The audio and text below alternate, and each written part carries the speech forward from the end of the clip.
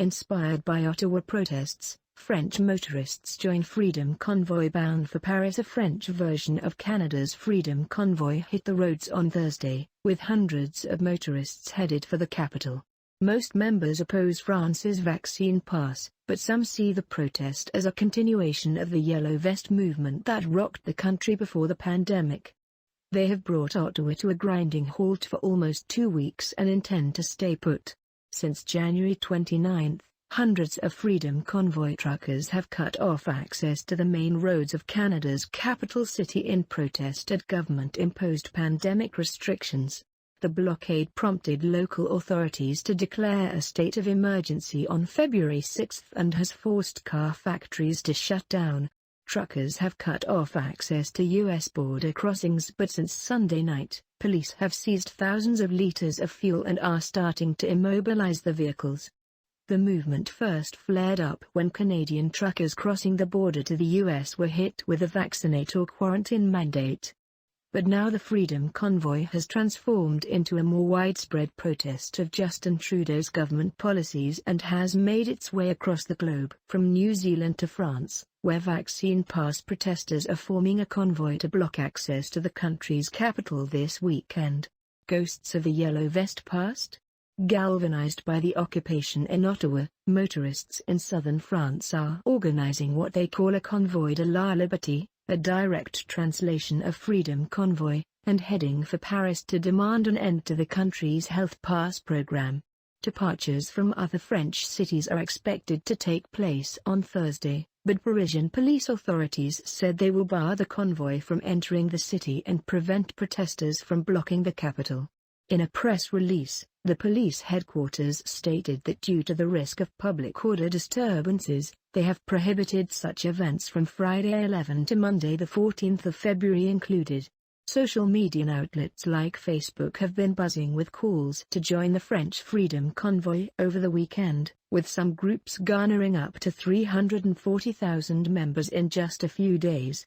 Encrypted messaging groups on Telegram have brought together tens of thousands of supporters who exchange detailed maps for drivers heading to Paris motivated to protest French COVID-19 restrictions, according to the New York Times. Some protesters have called for the convoy to continue into the heart of most European Union institutions, Brussels, after converging in Paris. But Brussels police have also placed a ban on protests to prevent the arrival of the convoy. The mimicking of the Canadian movement in France has brought back memories of the Yellow Vests, a 2018 to 2019 grassroots movement that was ignited by a protest on rising fuel prices and evolved to include more general anti-government grievances.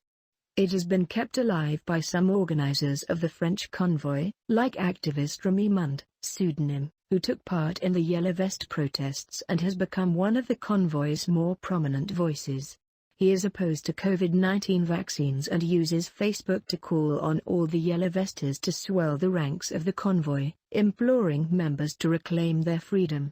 Parallels between the two movements have also been drawn by far-right presidential candidate Marine Le Pen, who offered her support for the Convoy de la Liberté and called it another form of the Yellow Vest demonstrations on French TV channel Europe 1. It is tempting to compare the Freedom Convoy movement in Canada with the 2018 to 2019 Yellow Vest demonstrations in France. Both seek to occupy strategic roads and intersections, with French protesters targeting roundabouts and Canadians now blocking US-Canada land crossings, and France's convoy seeking to block Paris. Both were largely organized online, almost exclusively on social media. Both movements can be traced back to a specific demand, like the withdrawal of the fuel tax in France or ending vaccine mandates for Canadian truckers, which then grew into general disdain for government policies. Both include members from across the political spectrum. But Canada's Freedom Convoy has a much smaller base than the Yellow Vests, according to some experts, and is above all a canon affair. According to Daniel Belland, political sociologist and director of McGill's Institute of Canadian Studies, the main organizers of the Freedom Convoy come from the most extremist political fringe. The group behind the movement, Canada Unity, was founded by James Border, a conspiracist who has publicly supported the canon theory that a Satan-worshipping ring of pedophiles meddles in U.S. and global politics. Border is also steeped in conspiracy theories about COVID-19, which he calls the biggest scam in history.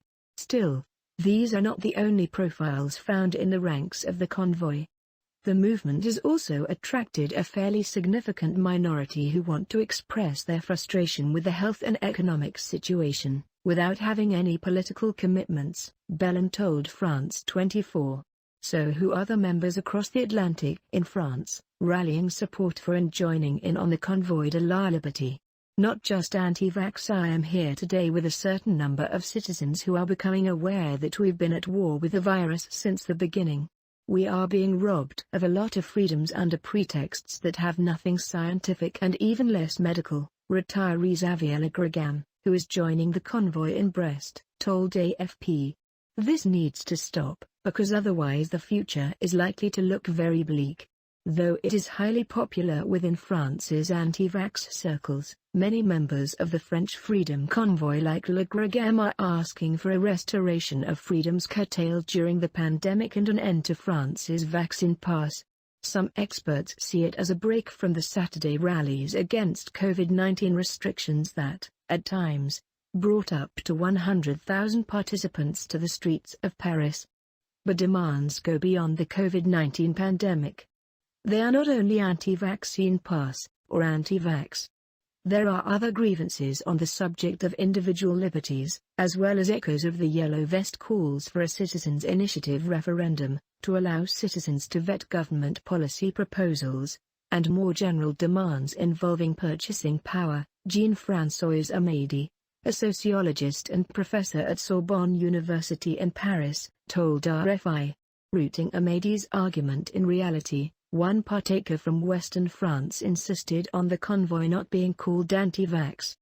In an interview with France Info, the member Sylvain de Rochette said, "I am not against the vaccine, I'm against compulsory vaccination. The systemic aspect. The plurality of the movement is clear. Some organizers are opposing a spike in petrol prices, others a general increase in the cost of living. And aside from the hardline Catholic group Civitas, no specific unions or political parties are rallying behind the Convoy de la Liberté banner." France's government spokesman Gabriel Attal on Wednesday said he understood the public's weariness with COVID-19 restrictions, though stressing that France was among the European countries with the fewest restrictions infringing on citizens' freedom. He said the vaccine pass would be removed as soon as there is a normalization of the situation inside hospitals, possibly at the end of March, beginning of April. Meanwhile, despite the police ban, members of the French Freedom Convoy are determined to reach the capital. All the way to Paris, even if it's forbidden. We'll manage. We're going to go, without aggression, Olivier from Bretagne told AFP. It's a question of freedom above all, of regaining our freedom, and having cohesion between people. We are together, it's magnificent.